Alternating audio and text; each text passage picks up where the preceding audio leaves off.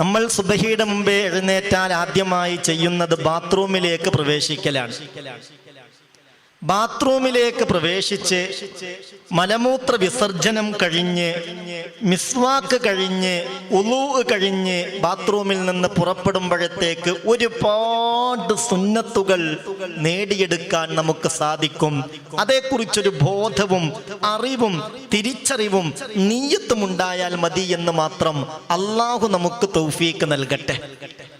ബാത്റൂമിലേക്ക് കയറുമ്പോൾ നമ്മൾ ശ്രദ്ധിക്കേണ്ട ഒരുപാട് അദബുകളുണ്ട്. അതൊക്കെ നമ്മളിൽ ഓരോരുത്തരും വിചാരിച്ചാൽ കൃത്യമായി പാലിക്കാൻ കഴിയും, വലിയ പ്രതിഫലം നേടാനും കഴിയും. നമ്മൾ ഒരുതരം അശ്രദ്ധയുടെ അഹലുകാരാക്കി മാറ്റാൻ പിശാച് പരിശ്രമിക്കും. ഒരുതരം ഗഫ്ലത്ത് നമ്മുടെ ഹൃദയത്തിൽ പിശാച് ഇട്ട് തരും. അതൊക്കെ അത്ര മതി എന്ന ഒരു തോന്നൽ പിശാച് നമ്മളെ കൽബിലേക്ക് ഇട്ട് തന്ന് നേരിന്റെ മാർഗത്തിൽ നിന്ന് പ്രതിഫലാർഹമായ കാര്യങ്ങളിൽ നിന്ന് നമ്മെ വ്യതിചലിപ്പിക്കാൻ അവൻ പരിശ്രമം നടത്തും. അള്ളാഹു നമ്മളെ കാത്തുരക്ഷിക്കട്ടെ. അവനോടൊരു ജിഹാദ് നടത്താൻ നമ്മൾ തയ്യാറാവണം. എന്നിട്ട് പരമാവധി ആദാബുകൾ പാലിക്കാൻ പ്രിയപ്പെട്ടവരെ സന്നദ്ധരാകണം.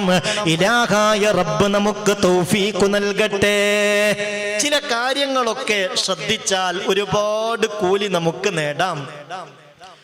ഒരാൾ മലമൂത്ര വിസർജനത്തിൽ പ്രവേശിക്കുമ്പോൾ അയാൾ ശ്രദ്ധിക്കേണ്ട ഒരുപാട് കാര്യങ്ങളുണ്ട്. ചിലത് ഞാൻ വിശദീകരിക്കാം.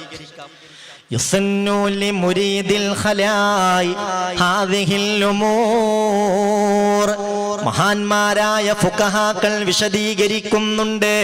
ഒരാൾ ബാത്റൂമിലേക്ക് മൂത്രിക്കുവാനോ കാഷ്ടിക്കുവാനോ കയറുമ്പോൾ ഒരുപാട് കാര്യങ്ങൾ അയാൾക്ക് സുന്നത്തുണ്ട്. ഒന്ന് അൽ-ഇന്തിആൽ, ചെരുപ്പ് ധരിക്കലാണ്. മലമൂത്ര വിസർജനത്തിന് ബാത്റൂമിലേക്ക് നമ്മൾ കയറുമ്പോൾ ചെരുപ്പ് ധരിക്കണം. ചില അധിക വീട്ടിലും ഇന്ന് വീട്ടിന്റെ ഉള്ളിൽ തന്നെയാണ് ബാത്റൂം. ചില വീട്ടിലൊക്കെ ബാത്റൂമിൽ ചെരുപ്പ് ഉണ്ടാവില്ല. ചെരുപ്പ് ധരിക്കാതെയാണ് പലപ്പോഴും ബാത്റൂമിലേക്ക് പ്രവേശിക്കുന്നത്, മലമൂത്ര വിസർജനം നിർവഹിക്കുന്നത്. അത് ശക്തമായ കറാഹത്താണ്. ചെരുപ്പ് ധരിക്കാൻ ശ്രദ്ധിക്കണം. ചെരുപ്പ് ധരിക്കൽ പ്രധാനപ്പെട്ട സുന്നത്താണ്. അതേ പ്രകാരം സത്റു റഅ്സിഹി, ആണാണെങ്കിലും പെണ്ണാണെങ്കിലും ബാത്റൂമിലേക്ക് കയറുമ്പോൾ തലമറക്കലും സുന്നത്താണ്. സഹോദര സഹോദരി ശ്രദ്ധിക്കണം. നമ്മുടെ കൂട്ടത്തിൽ ജീവിതത്തിൽ ഇത് കൃത്യമായി പാലിക്കുന്ന എത്ര ആളുകൾ ഉണ്ടാകും? ബാത്റൂമിലേക്ക് പ്രവേശിക്കുമ്പോൾ തലമറച്ചാൽ കൂലി കിട്ടും. അതൊരു സുന്നത്താണ്.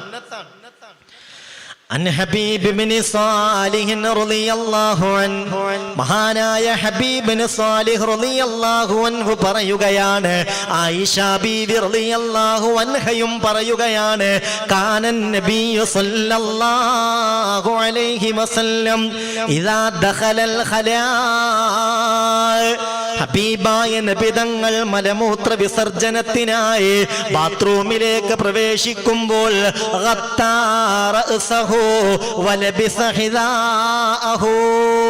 തലമറക്കുമായിരുന്നു, ചെരുപ്പ് ധരിക്കുമായിരുന്നു. ഈ രണ്ട് കാര്യങ്ങളും പ്രത്യേകം ശ്രദ്ധിക്കുമായിരുന്നു മഹാനായ മുത്ത് മുഹമ്മദ് മുസ്തഫ സല്ലല്ലാഹു അലൈഹി വസല്ലം. അപ്പൊ ഇൻഷാ അല്ലാഹ് അത് നമ്മളും ശ്രദ്ധിക്കണം. അധിക വീട്ടിലും ബാത്റൂമിൽ ചെരുപ്പുണ്ടാകും. ആ ബാത്റൂമിൽ നിന്ന് ചെരുപ്പ് ധരിക്കുമ്പോൾ വലതുകാലിന്റെ ചെരുപ്പ് ധരിക്കാൻ ശ്രദ്ധിക്കണം. ഇദൻ തഅലഹദുകും ഫൽയബ്ദഅ ബിൽ യുംനാ ഫഇദാ നസഅ ഫൽയബ്ദഅ ബിശ്ശിമാൽ. നിങ്ങളിൽ ഒരാൾ ചെരുപ്പ് ധരിക്കുമ്പോൾ വലതുകാലിന്റെ ചെരുപ്പാണ് ആദ്യം ധരിക്കേണ്ടത്. അഴിച്ചു വെക്കുമ്പോൾ ഇടതുകാലിന്റെ ചെരുപ്പാണ് ആദ്യം അഴിച്ചു വെക്കേണ്ടത്.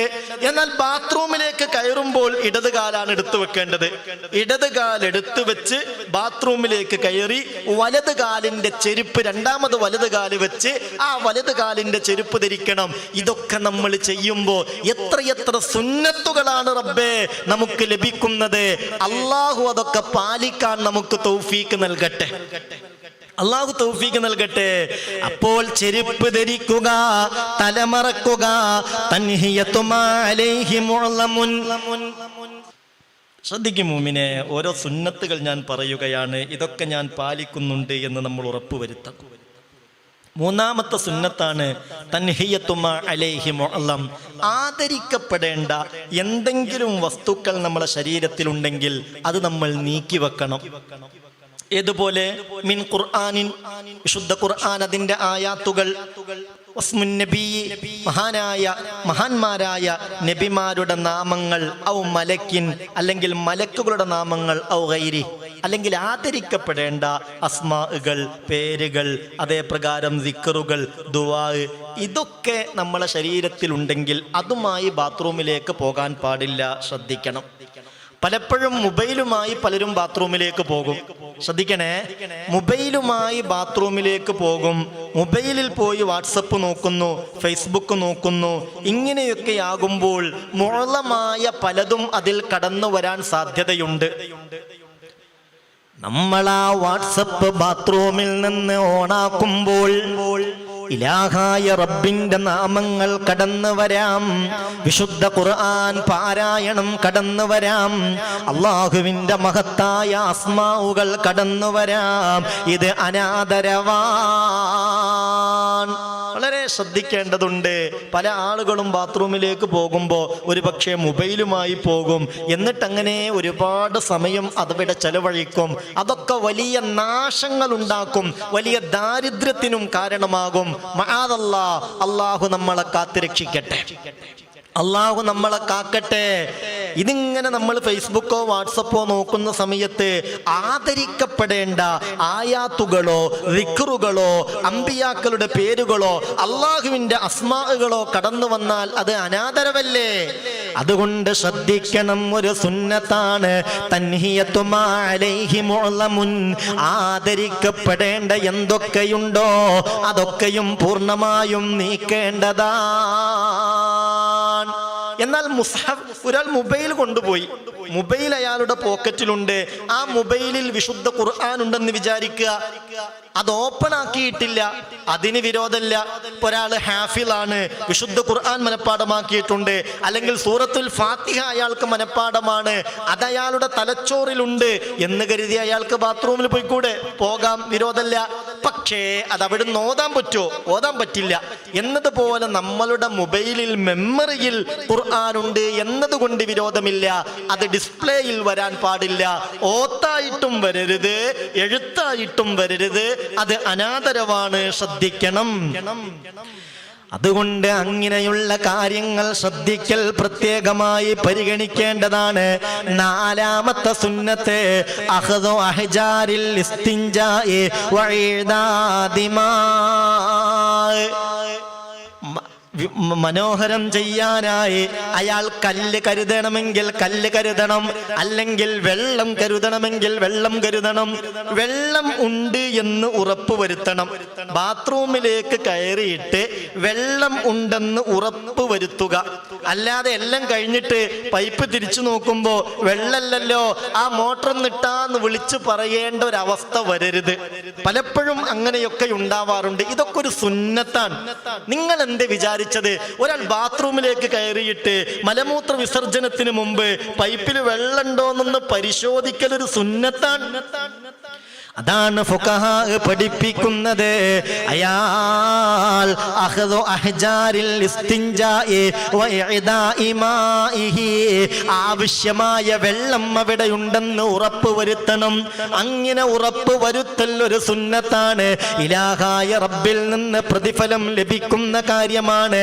അഞ്ചാമത്തെ സുന്നത്ത് പറയട്ടെ, തഖ്ദീമു യസാരിഹി ഇൻദദ്ദുഖൂൽ.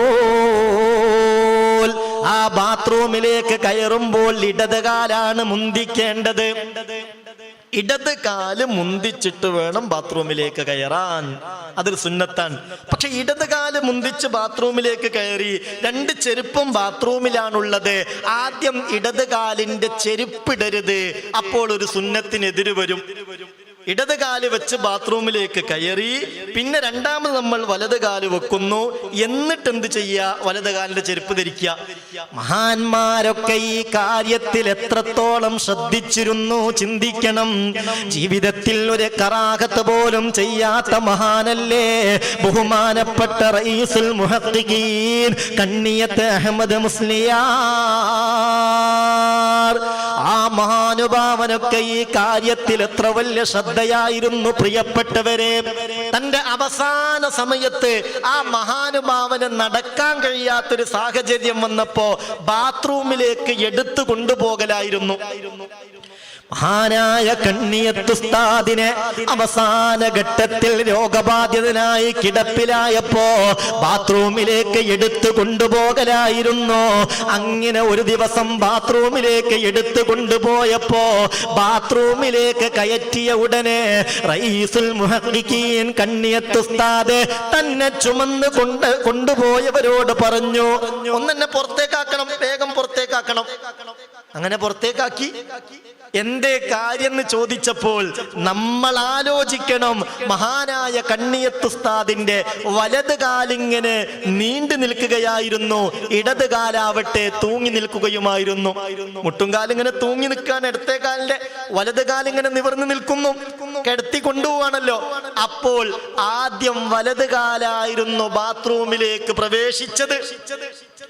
ഞാൻ ഇതുവരെ അറിഞ്ഞുകൊണ്ടൊരു കറാഹത്ത് ചെയ്യാത്തയാളാ.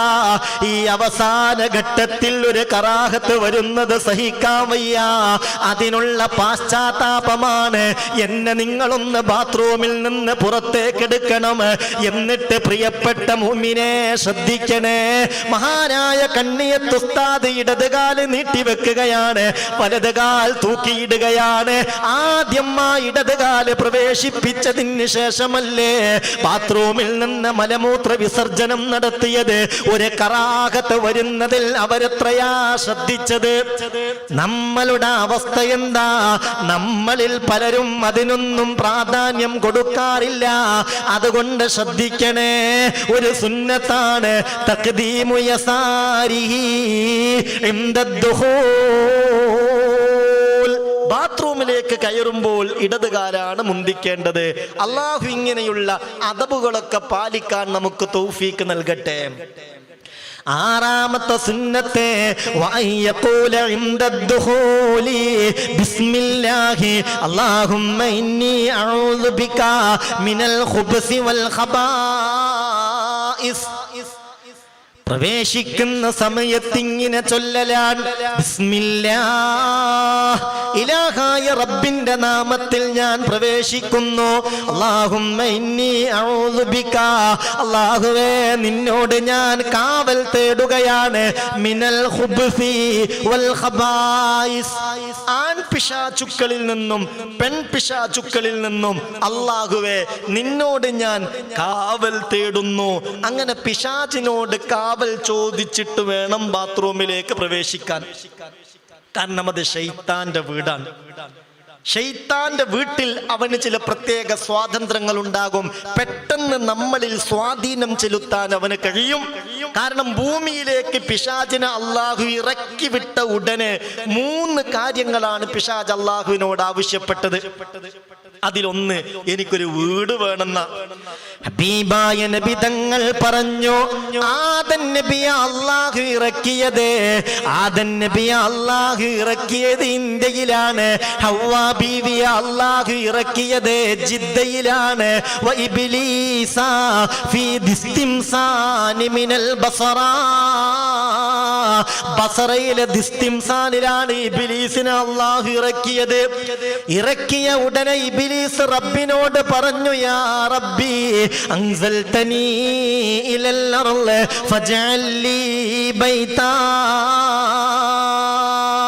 അല്ലാഹുവേ എന്നെ സ്വർഗ്ഗത്തിൽ നിന്ന് പുറത്താക്കി ഈ ഭൂമിയിലേക്ക് നീ എന്നെ ഇറക്കി വിട്ടല്ലോ.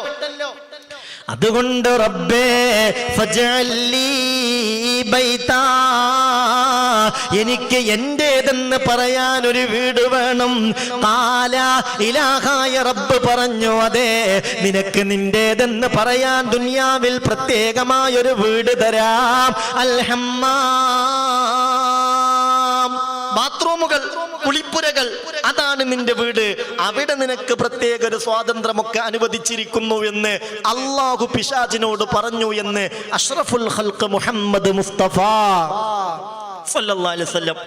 അപ്പൊ അവിടെ പിശാചിന് പ്രത്യേക അധികാരം ഉണ്ടാവും. നമ്മളിൽ പെട്ടെന്ന് ആധിപത്യം ചെലുത്തും. പല നിലക്കുള്ള വസ്വാസുകൾ ഉണ്ടാക്കാൻ ശ്രമിക്കും. പലർക്കും ബാത്റൂമിൽ കയറിയാണല്ലോ വസ്വാസ്. പടച്ചോനെ, എത്ര കഴുകിയാലും മതി വരില്ല. കുളിക്കാനൊക്കെ മണിക്കൂറുകളാണ്. ബാത്റൂമിലൊന്ന് പോയി വരണമെങ്കിൽ അതിൻ്റെ ഒരു പ്രയാസമൊന്നും പറയണ്ട. പിശാച് വല്ലാതെ കളിപ്പിക്കുകയാണ്. അള്ളാഹു കാത്തുരക്ഷിക്കട്ടെ. ഒന്നാമീൻ പറഞ്ഞേക്ക്, അള്ളാഹു കാത്തുരക്ഷിക്കട്ടെ. ഈ വസ്വാസ് ഉണ്ടാവാൻ കാരണമാകുന്ന ഒരുപാട് കാര്യങ്ങളുണ്ട് ബാത്റൂമുമായി ബന്ധപ്പെട്ടിട്ട്. ഇൻഷാ അല്ലാഹ് നാളെ നമ്മളതൊക്കെ വിശദീകരിക്കും. ഇൻഷാ അല്ലാഹ്. അള്ളാഹു തൗഫീക്ക് നൽകട്ടെ. ചില പ്രവർത്തനങ്ങൾ നമ്മൾ ചെയ്താൽ അതിൻ്റെ ഫലമായി ഒരു പരീക്ഷണം എന്ന നിലക്ക് വസ്വാസുകൾ വരും. വസ്വാസാവട്ടെ, അതുണ്ടായവർക്കറിയാം അത് വലിയ പ്രയാസാണ്, അത് വല്ലാത്ത അസ്വസ്ഥതയാണ്. നീയത്തിലുള്ള വസ്വാസ്, ശുദ്ധിയിലുള്ള വസ്വാസ്, ഭക്ഷണത്തിന്റെ കാര്യത്തിലുള്ള വസ്വാസ്, ഇതൊന്നും ഇല്ലാത്തവർ അവരെ കുറ്റപ്പെടുത്തും. നിങ്ങൾക്ക് എന്തിന്റെ ഭ്രാന്താന്ന് ചോദിക്കും. അവരെ വല്ലാതെ കുറ്റപ്പെടുത്തും. അതിന്റെ പേരിൽ കച്ചറയുണ്ടാകും. എന്നാൽ ഈ വസ്വാസൊന്ന് ഒഴിവായി കിട്ടണമെന്ന് അതിയായ ആഗ്രഹം അവർക്കുണ്ടാകും. പക്ഷെ പിശാച് കടന്നിങ്ങനെ കളിപ്പിക്കുകയായിരിക്കും. അള്ളാഹു കാക്കട്ടെ. ആമീൻ പറഞ്ഞേക്ക്, അള്ളാഹു കാക്കട്ടെ. അതുകൊണ്ട് ശ്രദ്ധിക്കണം. അല്ലാഹുമ്മ ഇന്നി അഊദു ബിക, അല്ലാഹുവേ നിന്നോട് ഞാൻ കാവൽ തേടുകയാണ്. മിനൽ ഖുബ്സി, ആൺ പിശാചുക്കളുടെ ശർറിൽ നിന്നും, വൽ ഖബായിസ്, പെൺ പിശാചുക്കളുടെ ശർറിൽ നിന്നും അല്ലാഹുവേ നിന്നോട് ഞാൻ കാവൽ ചോദിക്കുന്നു. ഇലാഹായ റബ്ബിനോട് ഇതിന്റെ അർത്ഥം ഉൾക്കൊണ്ട് ആ നിലയിൽ കാവൽ ചോദിച്ച് ഇടത് കാലെടുത്ത് വെച്ച് വലത് കാലിന്റെ ചെരുപ്പ് ധരിച്ച് വേണം ബാത്റൂമിലേക്ക് പ്രവേശിക്കാൻ. അല്ലാഹു ഈ അദബുകളൊക്കെ പാലിക്കാൻ നമുക്ക് തൗഫീക്ക് നൽകട്ടെ.